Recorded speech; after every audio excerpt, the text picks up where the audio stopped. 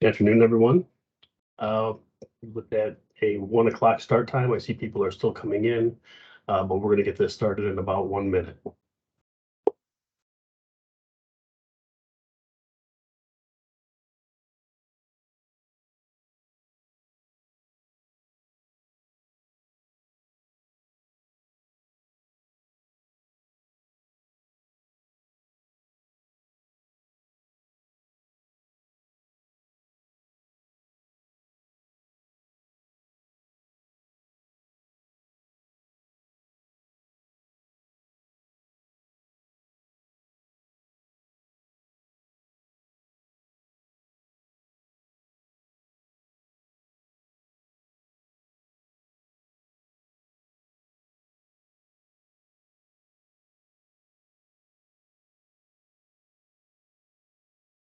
All right, good afternoon, everyone. I have 1 o'clock, so we're going to get this started. I want to be respectful of everyone's time.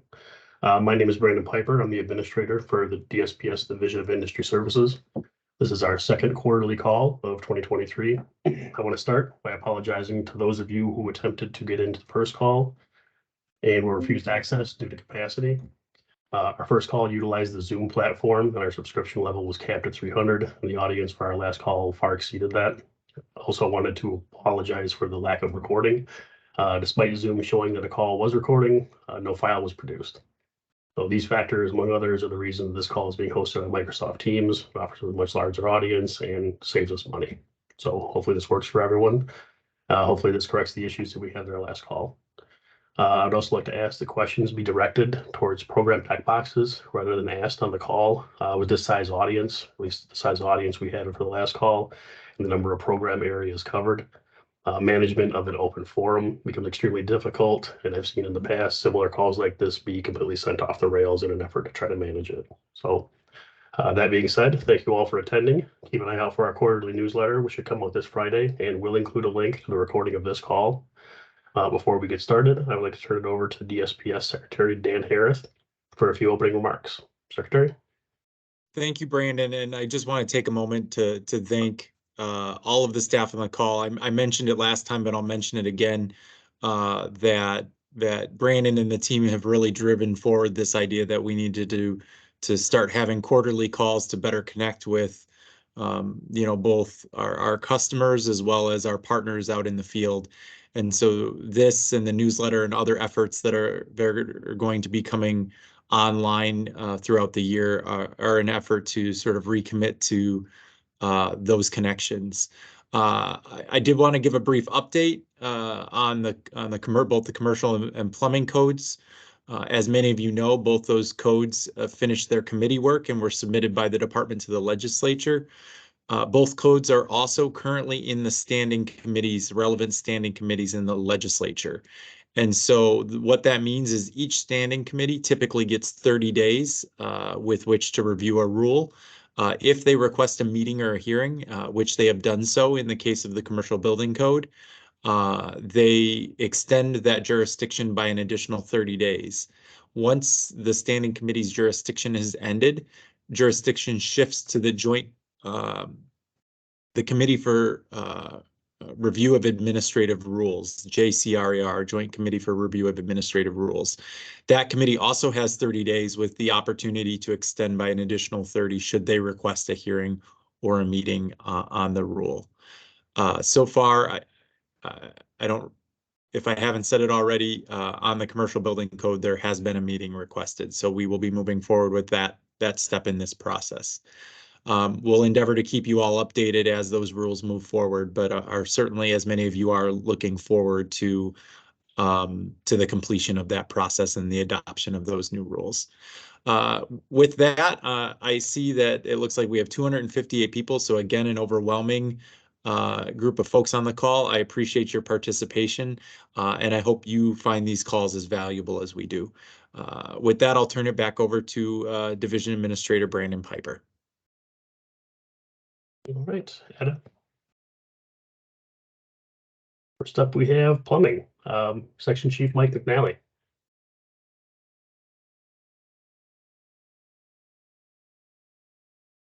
Good afternoon.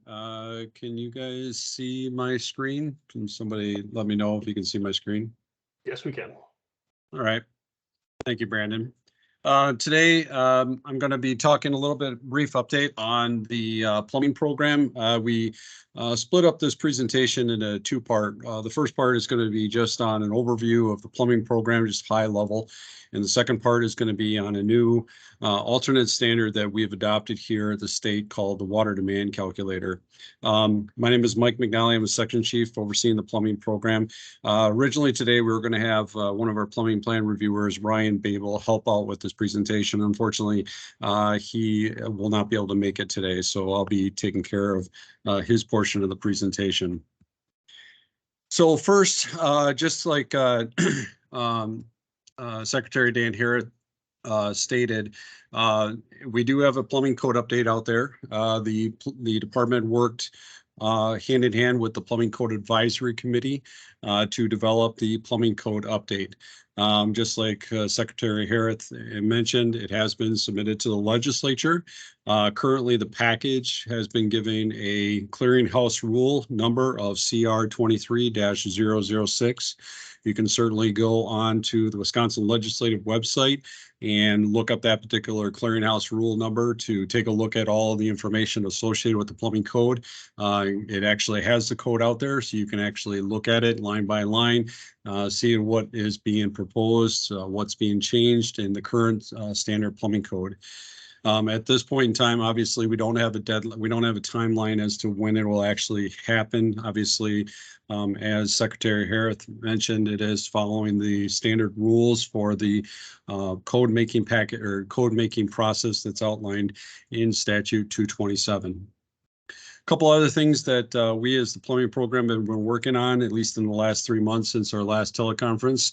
First is that we've revised our plumbing or our water calculation worksheet. This is SBD 6479. Now, we didn't change any of the calculations, so you don't have to worry about that. However, one aspect that we saw on that particular plumbing or the water calculation worksheet is that the designers or the master plumbers who were submitting plans for us did not specify the material that is being used for the water distribution. And so we corrected that and have now put that out on our website for the revised water calculation sheet. The next thing that we worked on is our plumbing checklist. Now, the plumbing checklist is a checklist that's used by plan submitters to make sure they are adhering to all the requirements necessary to submit plans to the state. This is obviously outlines all of the things like your floor plan, your isometrics, your roof plan, all of those aspects. One of the things we also have is another checklist called the stormwater checklist. And this is if you have stormwater piping or stormwater infiltration.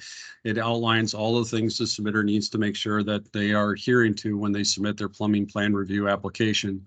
Well, the department has decided to combine the documents into a one-stop shop document for our submitters to make their lives a little bit easier. So now, if you're submitting a plan to the state, you have one document to go off of. If you don't have stormwater, then you just skip that part of the section. But if you do have stormwater or stormwater infiltration, there are a series of check boxes that you have to make sure you're adhering to with your plan or your calculations, your soil reports, all those things necessary.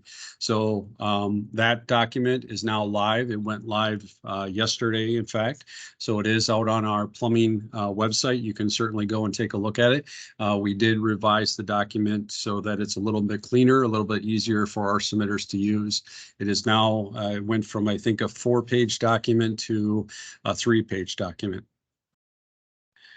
Just an update on our current operations in terms of our plan reviewers. We currently have 2 openings in the program, one for the northwest part of the state, and you can see the counties that are covered there.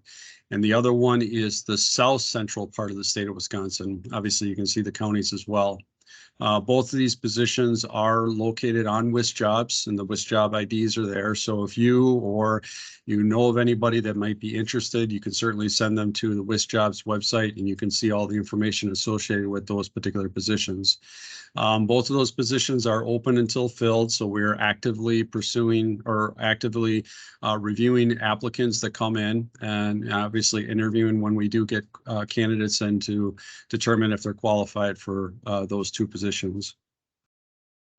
Just an update on our program and our operations. Currently, right now, we are receiving about 205 plumbing plans per month that are coming in the door.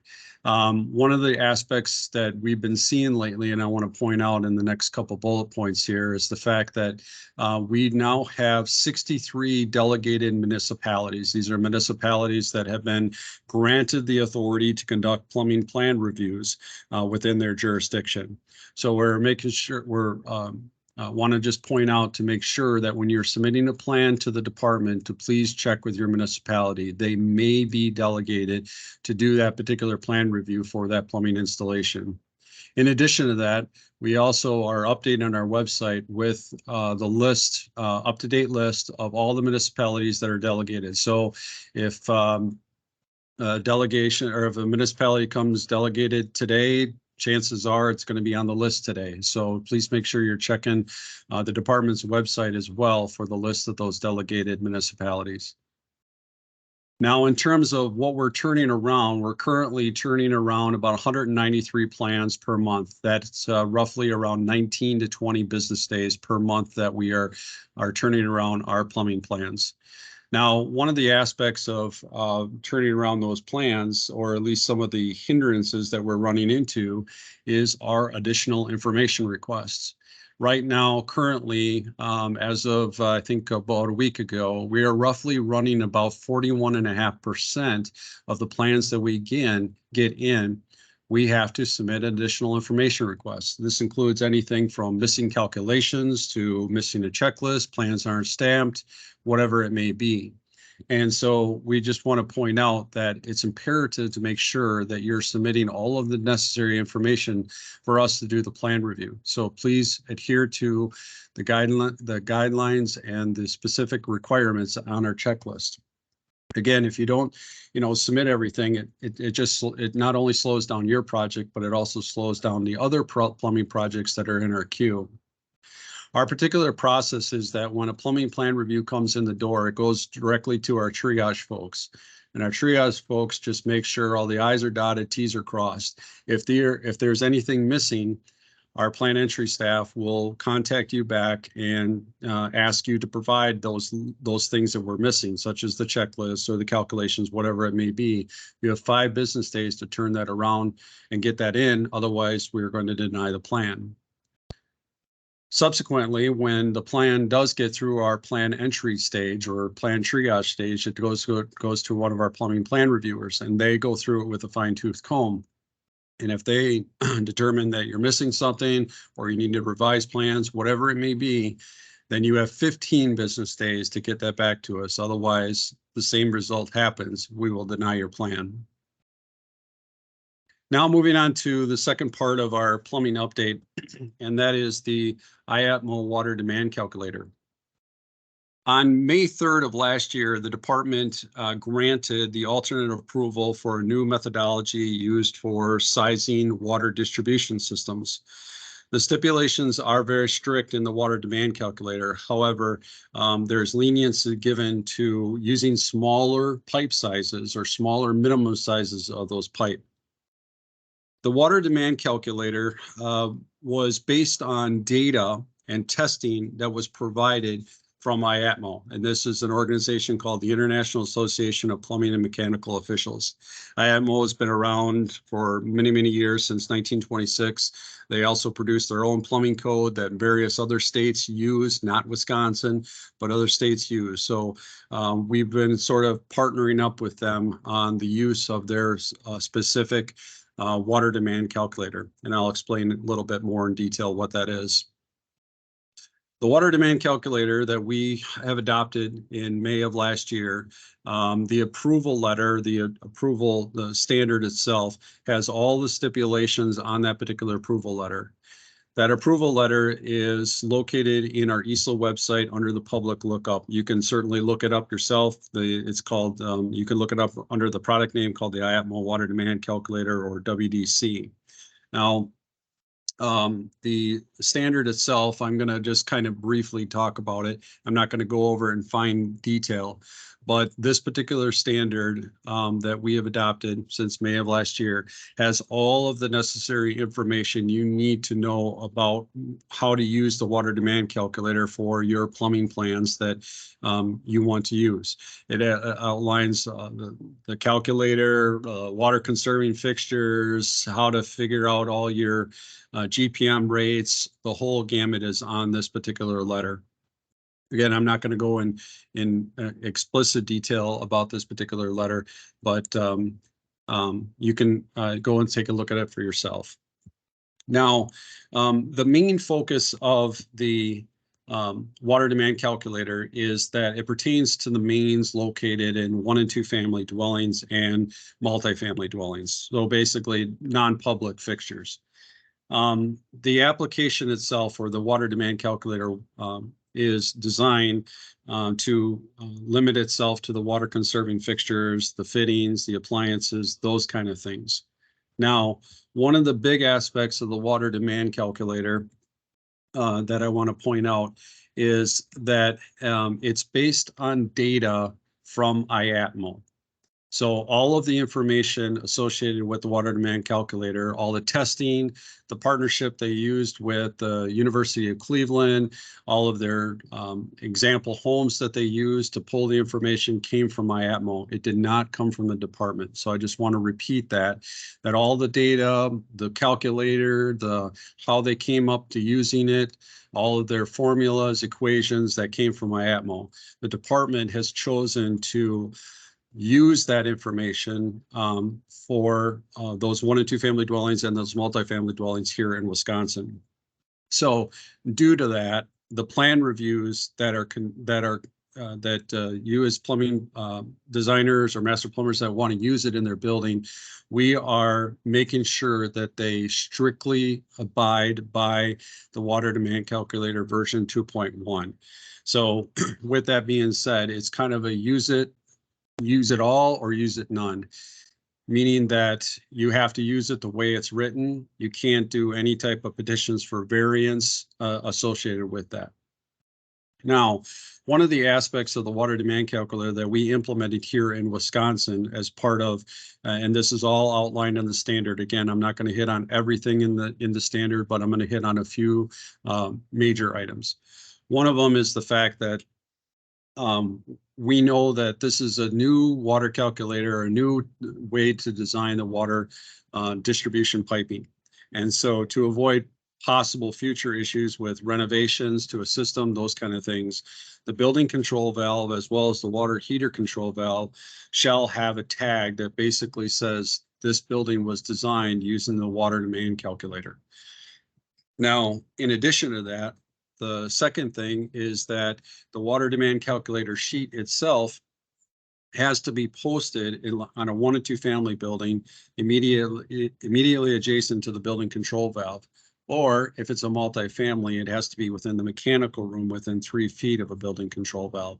And again, the main point of all of this is just to make sure that the owner is aware that that's what they're doing. You know, that's what the water was designed for, as well as any building maintenance people, they're aware that that's what it was designed for, is that particular system. Now, going back to the standard itself, there is a whole host of information on that standard, including what I have on the screen here is helpful websites and information for you.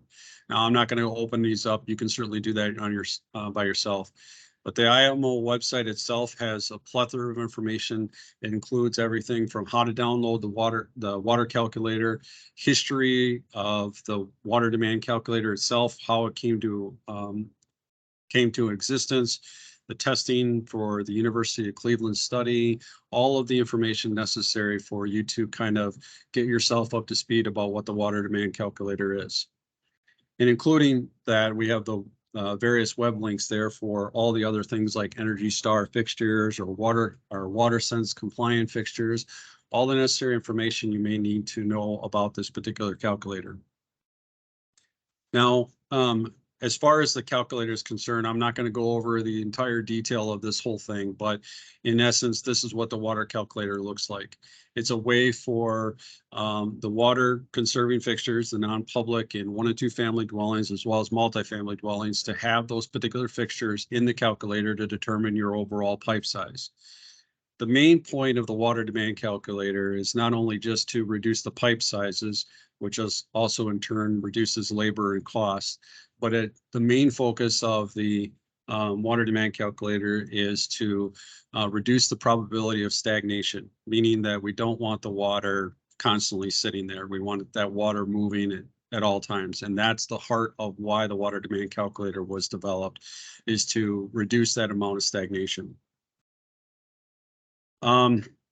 Now, as far as resources beyond the alternate standard itself, you can certainly contact any one of our plumbing plan reviewers.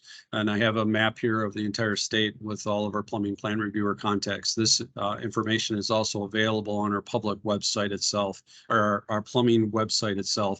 So if you need to reach out to an individual that you're doing a project in XYZ County, you can certainly reach out to that individual.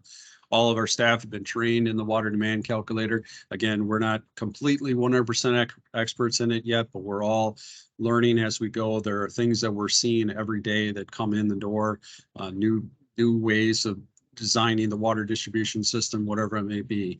So you can certainly reach out to one of the plumbing plan reviewers. You can also reach out to myself, or if you have a general plumbing question just about the water demand calculator itself, you can certainly send a message, an email message to our Plum Tech box, and somebody there will respond to you within about a business day or two. So that concludes just a little bit of an overview of the plumbing program. These are updates and the water demand calculator. So I will stop sharing, and then I guess, Brandon, do you take over then? Yes. Okay. And next up, we have Kurt Rudin, Section Chief for Fire Suppression, Fire Alarm. Thanks, Brandon. Again, like Brandon mentioned, Kirk Ritten, Section Chief for the Fire Alarm, Fire Suppression. Next slide, Edit. Just like to mention that we do have an open position as well. Like Mike mentioned, this position provides technical support and review for complex fire protection system plans and compliances and relevant codes and statutes. It can be found at WIS Jobs, and that is open until filled as well, and the job ID is below. Next slide.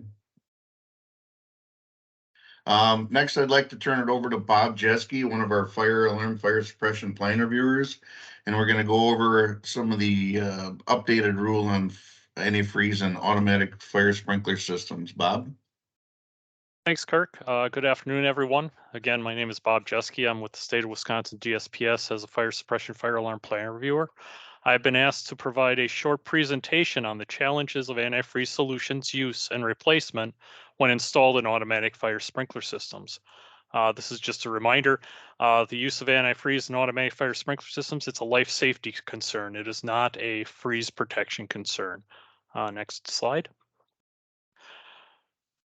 In this presentation, we're going to touch on the following areas. The first one is organizations, those organizations who are involved in the development of standards for the installation of antifreeze solutions in automatic fire sprinkler systems. History, what has happened in the past and what effects it has had on the use of antifreeze solutions in automatic fire sprinkler systems. Wisconsin's current adopted NFPA standards and the application of tentative interim amendments, or TIAs. Next, we'll look at the use of antifreeze solutions regarding potable water systems and the Wisconsin Plumbing Code.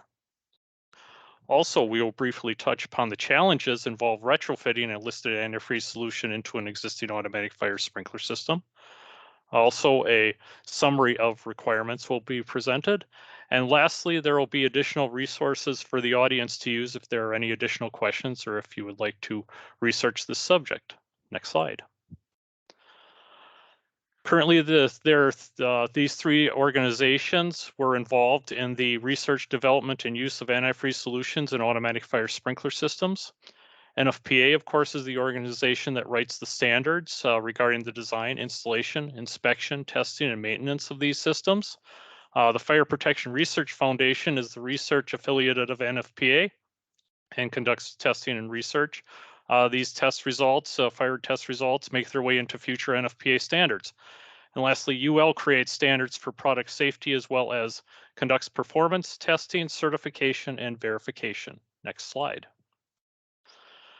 I'll just briefly touch on the history of antifreeze solutions used in automatic fire sprinkler systems. Since 1940 until 2010, antifreeze solutions have been allowed to be used in some capacity in automatic fire sprinkler systems.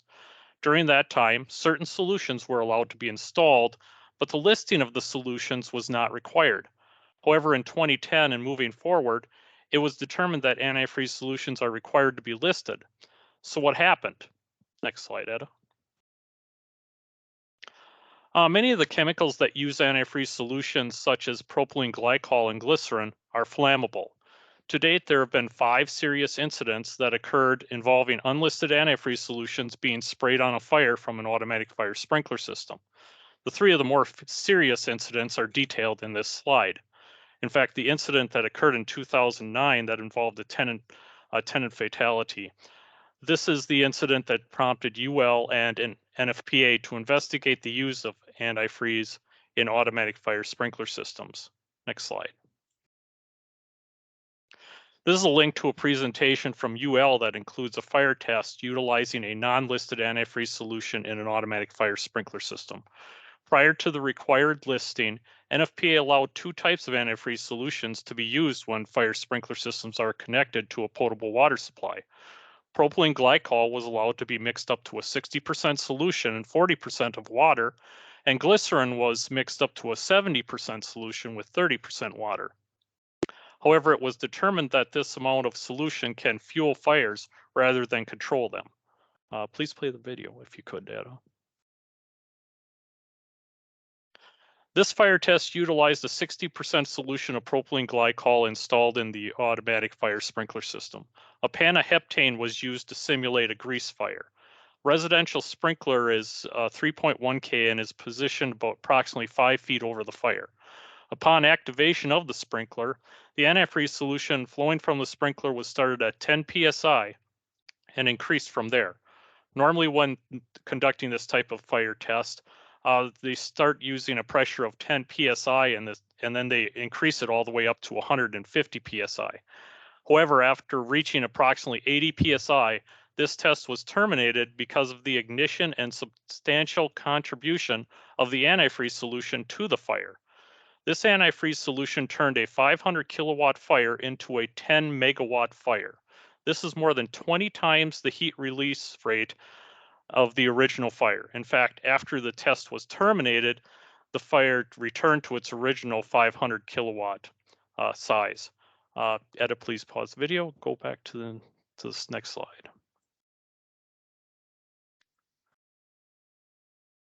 Here is a timeline of the efforts of NFPA, the Fire Protection Research Foundation, and UL to address the use of unlisted antifreeze in automatic fire sprinkler systems. Research was conducted, including multiple fire tests. During this ongoing research, NFPA published 3 TIAs, or tentative interim amendments, over approximately 2 years. The final TIA was published in 2012 and provided an allowance that unlisted antifreeze solutions could remain for a 10-year time period. However, the maximum concentration of antifreeze allowed to remain in the existing systems was reduced to 50% by volume for glycerin and 40% by volume of propylene glycol.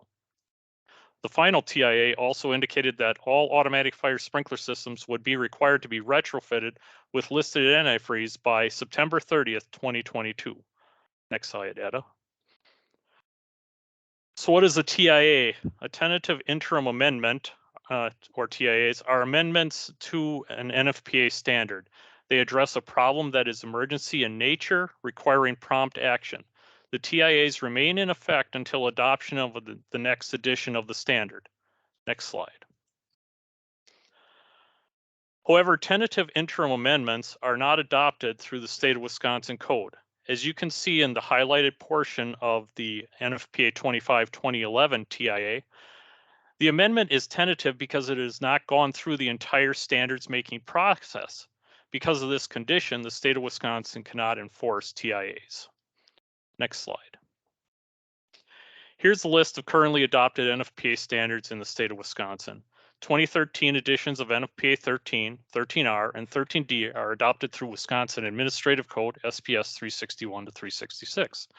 These NFPA standards are used in the design, construction, installation of new automatic fire sprinkler systems, as well as the alteration of existing automatic fire sprinkler systems.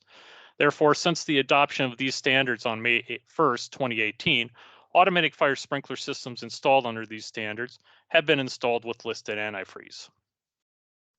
However, for existing systems, Wisconsin Fire Prevention Code SPS 314 references the 2011 edition of NFPA 25 through NFPA 1 2012 for inspection, testing, maintenance of existing automatic fire sprinkler systems. This does not incorporate the required use of listed antifreeze in the standard's official language. Again, NFPA 25-2011 does have a TIA published requiring the retrofit of listed antifreeze solutions in existing automatic fire sprinkler systems. However, it cannot be enforced. Next slide. Now to jump to another portion of this issue, we return to the development of the listed antifreeze solution testing protocol. UL 2901 was developed since 2011 and finalized by UL in 2018 for the listing of antifreeze solutions in automatic fire sprinkler systems. As you can see, besides the exposure to fire and firefighting effectiveness listed in green, there are also additional protocol established for the listing of antifreeze solutions. There's also a level of toxicity required by UL 2901. Next slide. However, the toxicity level allowed in UL 2901 is not consistent with the requirements of the Wisconsin Plumbing Code SPS 381 to 387. Under Wisconsin Plumbing Code, the determination of whether a fluid is toxic or non-toxic is determined from the definition of non-toxic in SPS 381.01, parent 163. The four listed antifreeze solutions currently available for sale contain chemical additives that to meet all the performance requirements of UL 2901. Because of these additives, the listed antifreezes do not currently meet the definition of non-toxic. Cross-connection control must then meet the high hazard classification per SPS 382.41. Next slide. So what does this mean? Essentially, it means reduced pressure backflow preventers are required when utilizing listed antifreeze solutions in automatic fire sprinkler systems.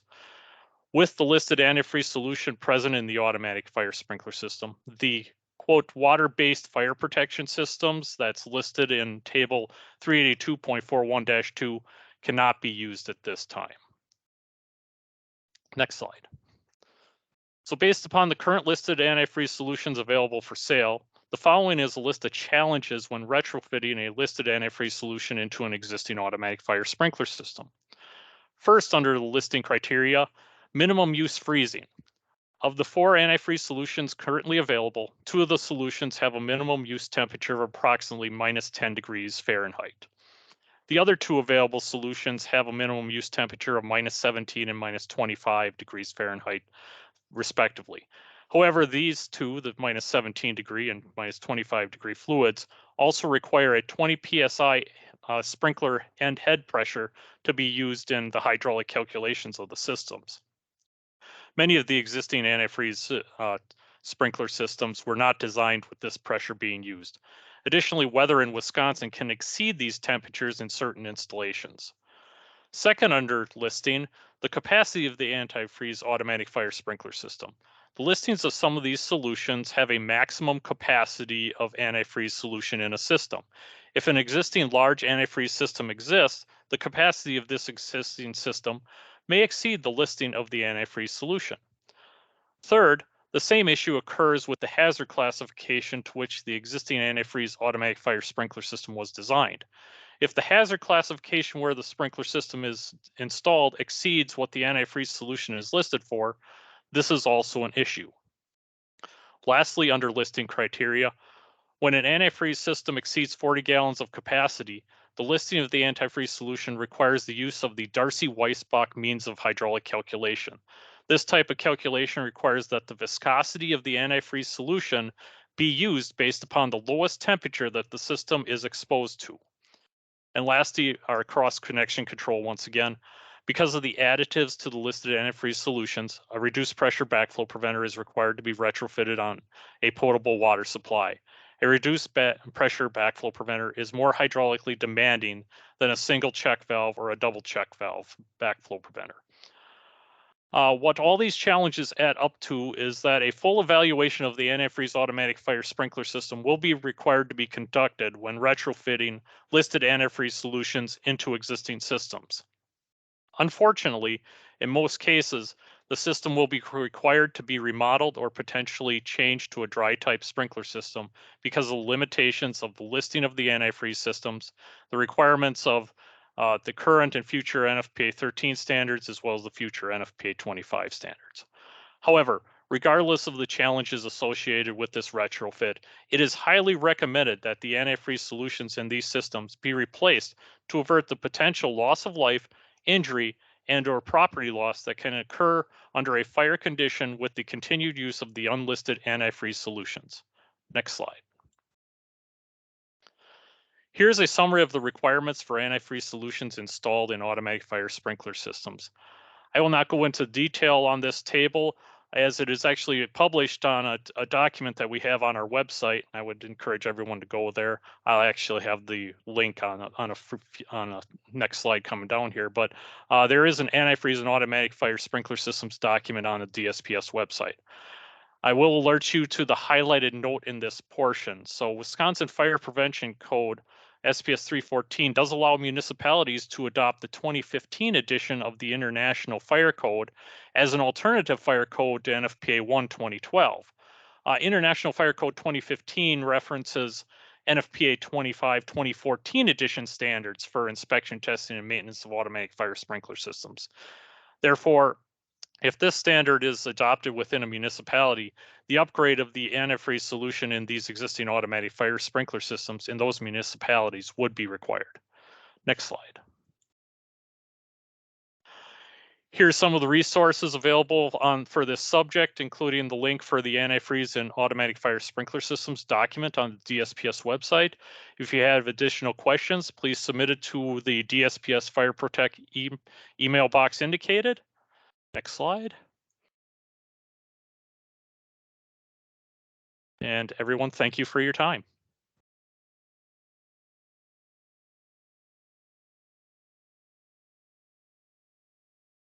All right, thanks, Bob. Again, if you have any questions, visit our website or any specific questions on there, utilize the Fire Protect web address for questions. Again, Kirk Ritten, Section Chief for the UDC and Commercial Electric sections.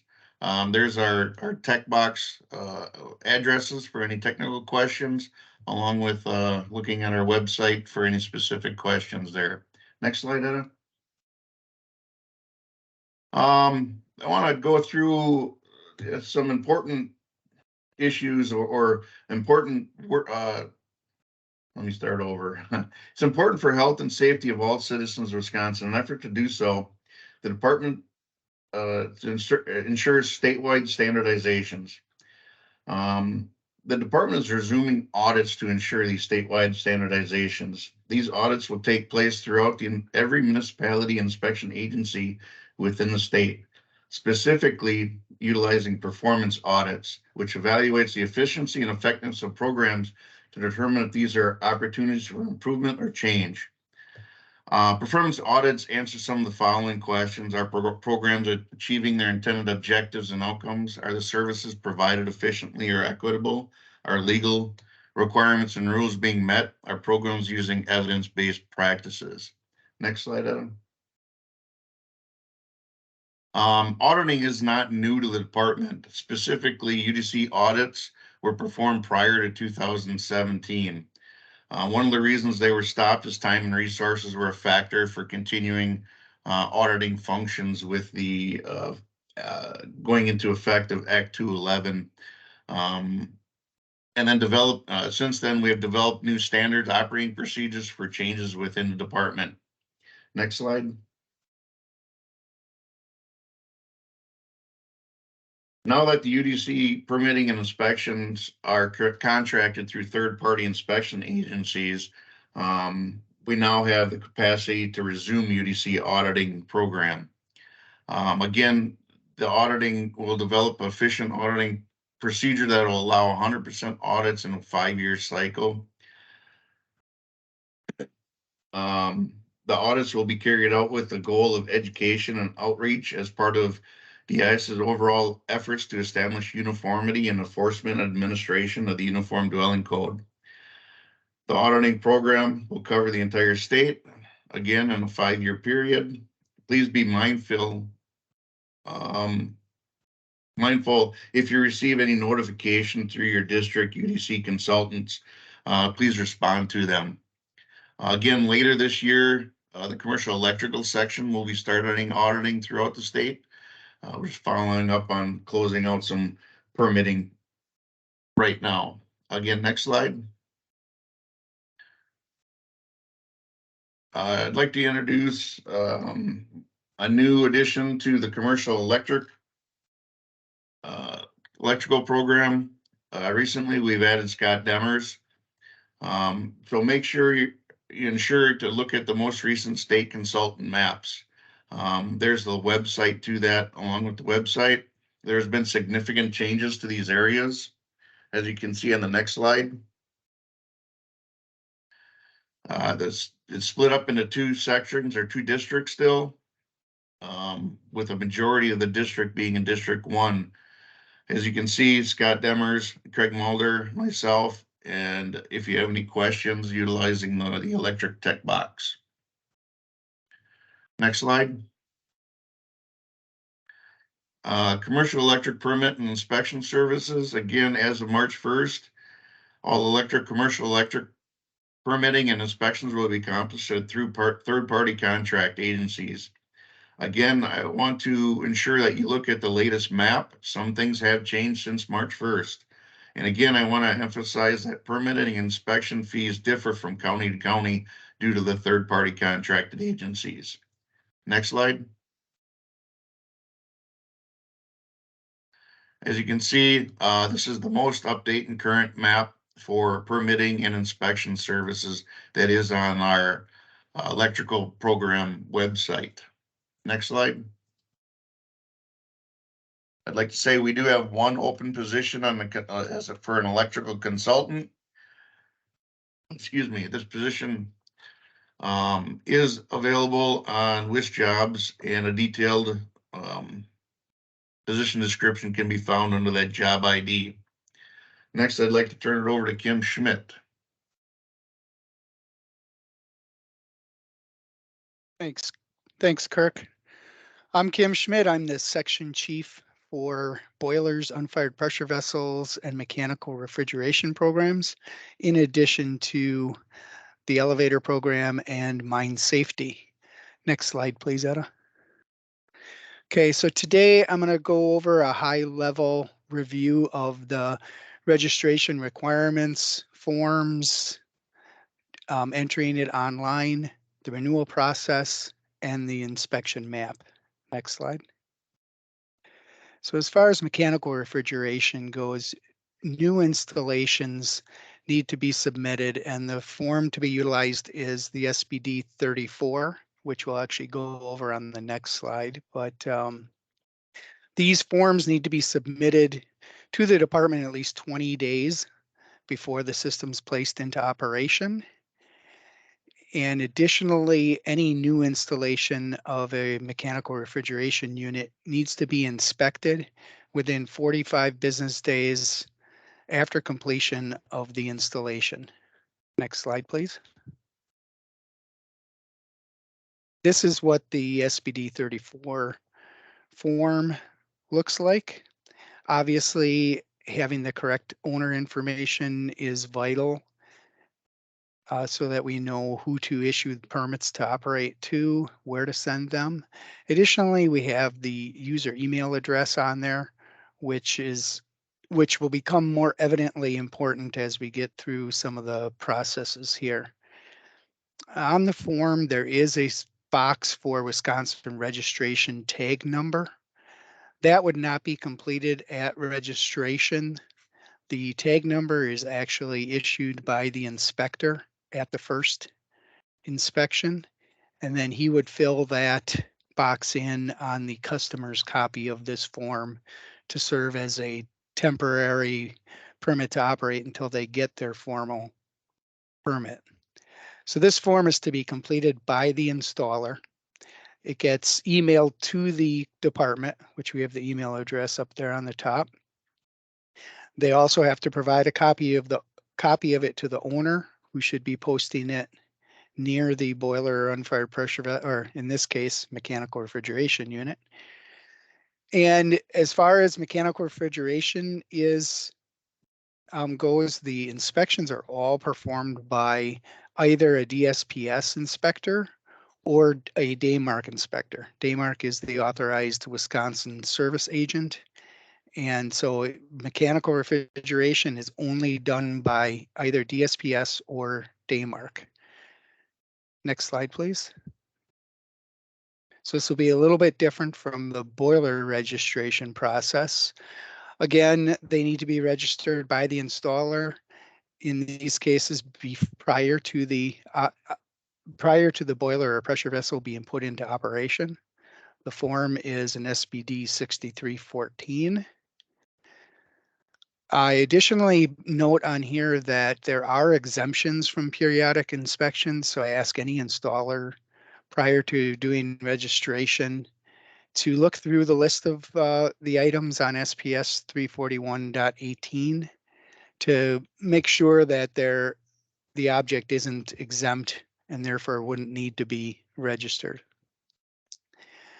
In the case of boilers and pressure vessels, the inspection needs to be done before the object is placed into operation. Again, that's different from mechanical refrigeration where you're allowed 45 days after. In these cases, it needs to be done beforehand. And one more additional note on there is that any boiler and pressure vessel in the state of Wisconsin must be constructed to the ASME code. So you should always see that ASME stamp on any boiler or pressure vessel. Next slide, please. This is the SPD 6314, which is the registration form for boilers and pressure vessels. If you look up in the upper right-hand quadrant, there is a spot on there where you can enter in the old tag number. So typically a boiler or a unfired pressure vessel will be replacing another. And so we request that the old tag number, or if there's multiples, that they get listed up there so that we can properly place those removed items out of service. Again, the new ID number for the new unit will be issued by the inspector at the inspection, but slightly different here with boilers. In addition to DSPS and Daymark, there are insurance companies that perform authorized inspections of boilers and unfired pressure vessels. So there are about 12 or 13 of them active. Some of the big ones, Hartford Steam Boiler, Travelers, Liberty Mutual. And therefore we have a spot on the form where it's very important that the installer ask the owner if they are an insured site. And that way, when we assign the inspection and forward the registration, we can assign it and forward it to the correct entity. Next slide, please. Okay, on the online registration, we do have our ISLA database that everybody's likely familiar with by now. We do recommend that the owner would utilize the form that's provided to them by the installer to perform the registration online. However, the installer can do it. There are a couple of items that require a little bit of extra on our end as far as the account and the owner applicant. If the installer does it, that we have to update before everything goes out. So it's a little less time consuming if the owner does it. But again, we just want to see them get registered. So whoever registers them, great, get them in here so we can get inspections scheduled and everything else. Previously permitted objects do not need to be registered. If the owner has received permits to operate for that object in the past, it does not need to be re-registered in ISLA. It's already in the database. Next slide, please. So when registering online, this would be where they go, isla.wi.gov. They would get to this dashboard here and click on New Application to start. Next slide, please. First thing they're going to need to do is select their program area, which in this example is boilers and unfired pressure vessel. There also would be mechanical refrigeration that they could choose from that drop down. The second is the permit type, which under boilers, you would see heating boiler, power boiler, or unfired pressure vessel. Under refrigeration, you would see A1, B1, or A2, B2, C2. Next slide, please. Then obviously you have to enter in the owner information. And again, that an accurate email address is vitally important here. Next slide, please. Then of course you'd have to enter in site information so we know exactly where the object is located, and more importantly, so an inspector can actually find it. Next slide, please. Then there's a little bit of equipment information, the manufacturer name, MAWP, national board number, etc. All of these items are on the registration form, so it should be very easy for either an owner or an installer to go ahead and complete this registration just with a copy of that form. Next page, please. There is a section in here for attachments. We ask that you would take a copy of that form, scan it, and attach it here so it becomes part of the permanent record for that object. Any other additional information that may be pertinent, U1A repair forms or spec sheets or anything else can be attached on here. Anything that might be useful for the history of the object. Next slide, please. And the final step in the registration is the review and submit page. There you'll get an attestation that you have to enter your name on to attest that all the information you submitted is accurate as far as you know it. Next slide, please. So after the registration is done, this is how it would look on the submitter's dashboard. So in these two examples, there are two permits down here. One's in a pending status, one's in a submitted status. And they don't have an expiration date as of yet because of that. So as these move farther into the process, the heating boiler DIS number there would change. On a boiler, it would change to a PVS dash numerical number with a PTO at the end of it. And then an expiration date would be applied to it. And then on the options side of it there, you have an edit application where if it's in pending or submitted status, you can go in and make any necessary changes to the application. They could click download application if they wanted to print a copy of the submittal. They can withdraw an application. There's also an option here for after it's installed that any accidents pertaining to these objects could be entered on here as well. When the permit to operate is actually in an active status and an expiration date is on there. There would be one more item in that dropdown, and that would be print the permit. So even though the system will automatically send a copy of the permit to the owner, they can also print additional copies or replacement copies right off of their dashboard. Next slide, please. So what I went through was pretty high level on the entry of the registration on ISLA.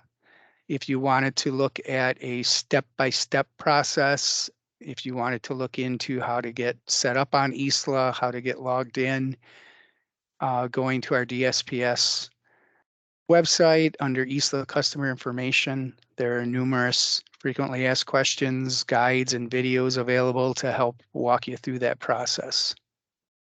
Next page, please.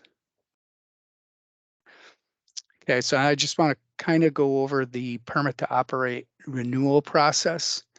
So at the installation, registration, and inspection of a new object, a boiler or a mechanical refrigeration unit would receive a PTO with an expiration date either 1 or 3 years from the initial inspection date. And so on boilers, power boilers are inspected on an annual basis. So their PTOs would go out 1 year, whereas a heating boiler or an unfired pressure vessel would go out 3 years. On mechanical refrigeration, A1, B1 are 3-year cycle, and A2, B2 are on a 1-year cycle. So as part of this process, we also set up the owner applicant. And again, like I mentioned earlier, with the email address is necessary because all of the email notifications are sent out automatically by the ISLA database.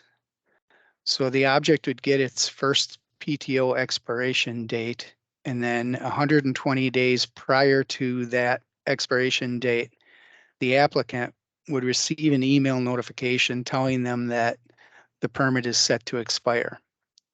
The applicant would then contact their inspection provider to schedule their inspection.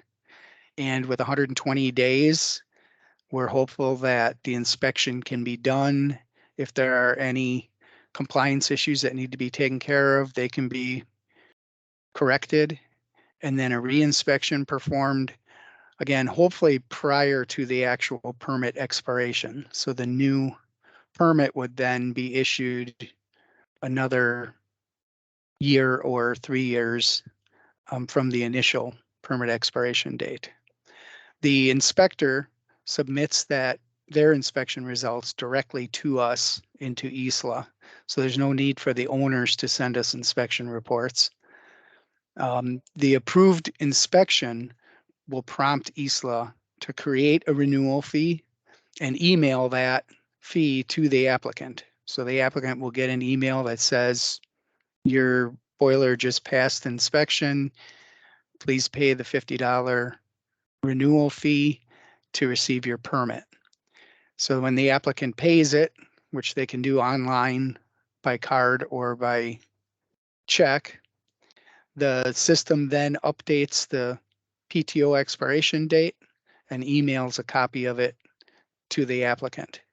So the applicant will get notifications for inspections being due, notifications for their fees, and then also the final permit to operate all emailed to them. So again, that's why I mentioned that having accurate email addresses is very important. In many cases, if a company has an email box that goes to several people or is monitored by multiple people, that's probably the best option to utilize, because then it doesn't get missed when somebody's on vacation or when people terminate their employment. Next page, please. And finally, I've got the district map here, which is also available at dsps.wi.gov. This map would be accurate for all mechanical refrigeration systems and for any boiler and unfired pressure vessels that are not located at insured sites. So this obviously doesn't include any of the insurance companies and the inspectors that they have active in different areas.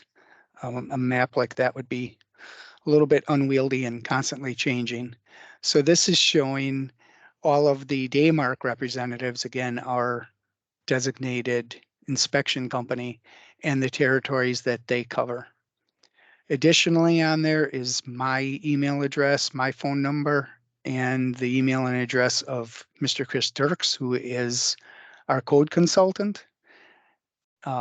So feel free to contact either of us. We've also got a general boiler tech email box that's monitored by everybody in the program. And we ask that any technical questions go in there so we can promptly respond to any of those.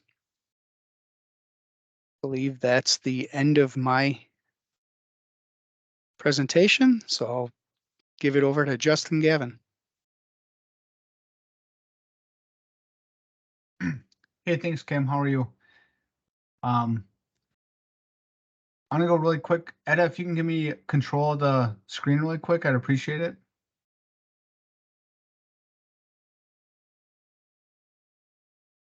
All right, can I get a thumbs up if you can see that I have the DSPS website up? Yeah, you're good, Justin. All right, thank you. So I'm gonna be short and sweet today. One thing I wanted to discuss was we heard from different submitters that our checklist was difficult to navigate on a certain item, so we did change that.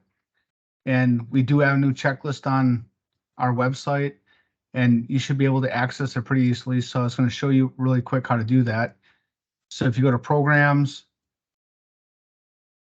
you go to the A to Z list, you go to commercial buildings. If you go to plan review,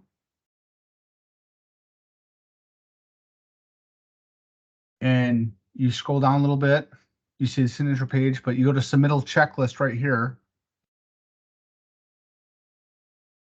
You will see that we changed our checklist to incorporate the biggest problem that we have was line 13, the different energy compliance methods. So we tried to make it a little bit easier for to designate when you submit your applications.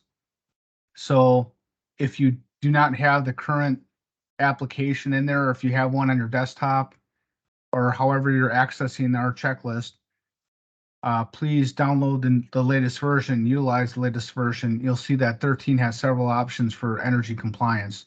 And that was something that we've seen that was the biggest hiccup.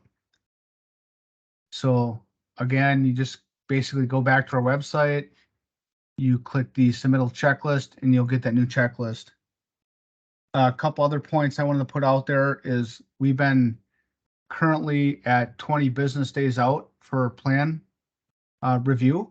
That's plans that come in that we don't have additional information requests for. So for your planning purposes, we're at about 20 business days. So when you're talking to your customers, our goal is 30 days, but we're far exceeding that goal right now. The other thing I want to talk about was we do have a high level of AIs right now. We're currently at like 50% or so. So we ask that you make sure that when you submit your application, you have all the all the required documentation, the structural calcs, the plans, the signature form. Just make sure you have all that information in there prior to, so we don't have to reach out to you and request other information. And finally, the last thing I want to discuss was we do offer preliminary reviews for plans that are difficult or you might have questions on. We've been doing quite a bit lately. We're trying to advertise that we do offer that, and you go into ESLA, submit the application, and you can request that preliminary review, and we'll schedule that usually within 1 to 2 weeks. And the last thing was permission to start. So if you have a project, you have a tight deadline, please utilize that permission to start capability or on your application. Make sure you note that, and we will make sure that we get that through to you so you can get your footings and foundations in. So that's all that I have for now. It's a kind of a short thing from commercial buildings. Right now, we're really anticipating the hopefully the code gets adopted. Like the secretary said, right now it's in legislature's hands, and as soon as that information gets passed to us and it's a go no go, we will be able to provide more information on that. So that's all I have right now. Thank you. Thank you, Justin. Next up, we have Section Chief April Hammond.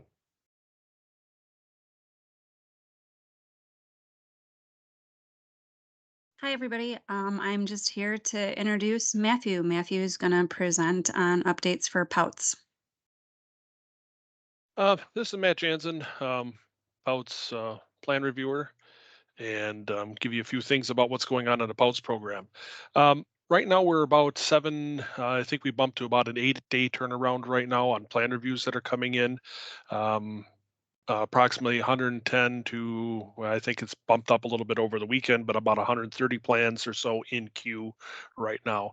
The majority of the plans are done at the county level. The county does, or basically all the counties in the state except for Milwaukee County, where it falls to the individual town, village, or city. Are agents of the state, so they do a majority of the plan review. However, we still do about a quarter to a third of the plans in the state. So again, we're about 7-8 day turnaround, approximately 110, 130 days in queue right now. Some of the common issues that we've seen that are holding up plans are just basic things. It's missing signatures, incomplete submittals, where we're not where the plan submitters are not adding a soil test. Poor legibility. We just simply can't read, what they submitted us. It's a photocopy of a photocopy or something along those lines. And then also part of the incomplete submittals are commercial use descriptions. One of our biggest issues that we see is just not a good description of what's going on inside the facility, of how that wastewater is being generated, where it's coming from, and exactly how it's going to be handled obviously is going to be dependent upon what the waste stream is. For the private wastewater treatment systems or POUTS, we need to make sure that our code addresses domestic wastewater, does not address industrial wastewater or processing wastewater, things like that. Next slide. One of the things we've been working on that ties in with that is the department, DSPS, has been working with the Department of Natural Resources on updating a memorandum of understanding. The current memorandum was signed, I believe, in 1996 through our predecessor agency, Department of Commerce. So it's still an active MOU, but one, updating the correct agency and looking at some of the intricacies of how that MOU is handled. So basically, the MOU, what it does is that any POUTS over 12,000 gallons per day flow are jointly reviewed with the DNR, and so this MOU that we're working on, it's not changing how things are being done. That's in the code and the statutes, but it just better outlines the process in which the two agencies are going to cooperatively manage and regulate those large scale systems. Who's going to do what part, who needs to see what things. Is there going to be a letter generated by one department or the other before the other one proceeds? So just some things like that. Mostly it's how some of the code is interpreted, but then mostly it's how the agencies are just going to work together to address those large scale systems. Next slide. I wanted to bring up the audit results for the previous year.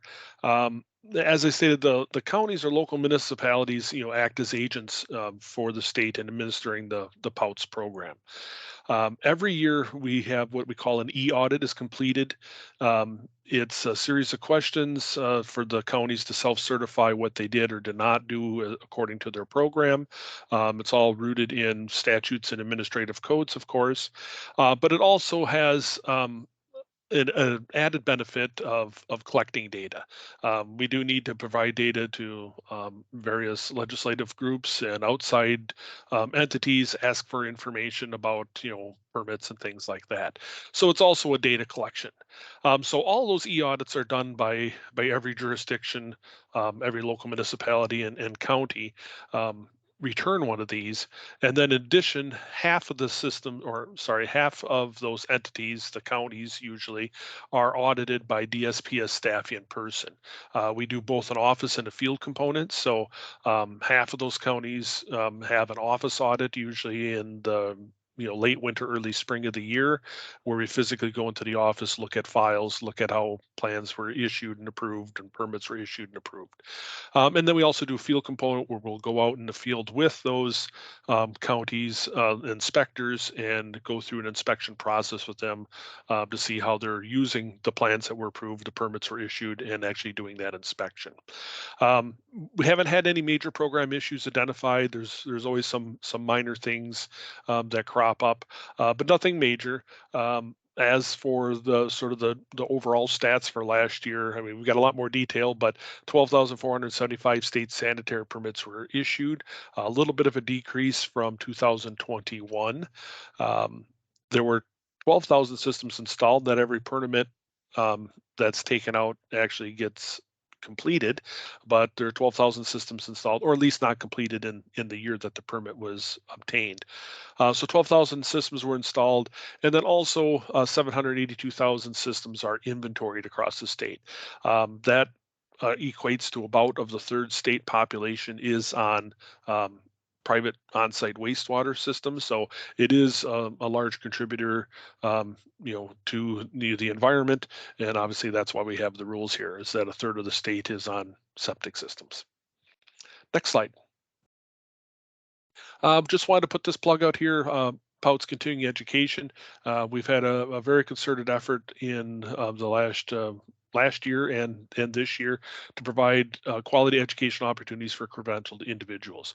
One of the biggest things we do in POUTS is that we have outreach not only with the counties, obviously, as they act as our agents, but also outside groups and partnerships with county code administrators, Wisconsin On-Site Waste Recycling Association, technical schools, extension, and the USD NRCS. So we work with a lot of different groups, to provide education to not only our agents, but also to credential holders that are doing the work out there.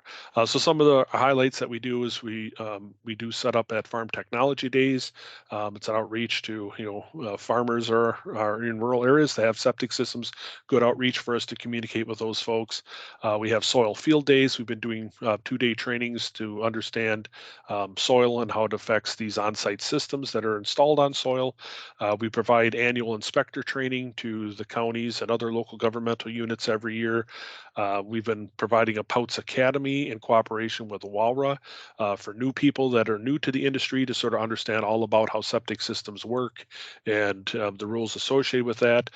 We do multiple local updates with counties and other groups. And then also I wanted to plug that we do a POUTS chat. So those that are interested in a POUTS program, similar to what we're doing here, we have what we call POUTS chat every second Tuesday of the month. And you can log in and learn all about what's going on at the POUTS program on a monthly basis. Keeps you very up to date with training and education, code interpretations, whatever policies and things. That's our best outreach to those that are interested in a POUTS program.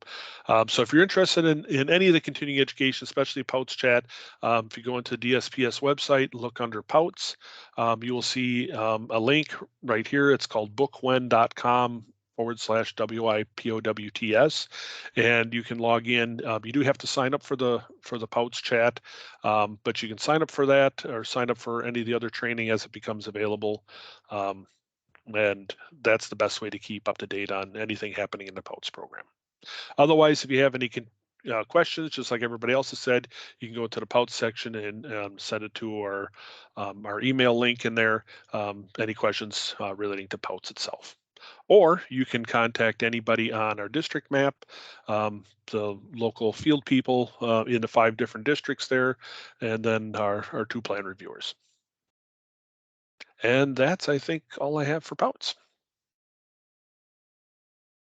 All right. Thank you, Matt. Again, thank all of you for attending. I hope you do find value in this. I encourage you to submit suggestions for things you would like to see covered by our staff in the program area tech boxes. Again, this will be available via link in the newsletter that comes out on Friday. Just want to wish all of you a safe and happy holiday weekend and good 4th of July. We will talk to you soon. Thanks again for attending.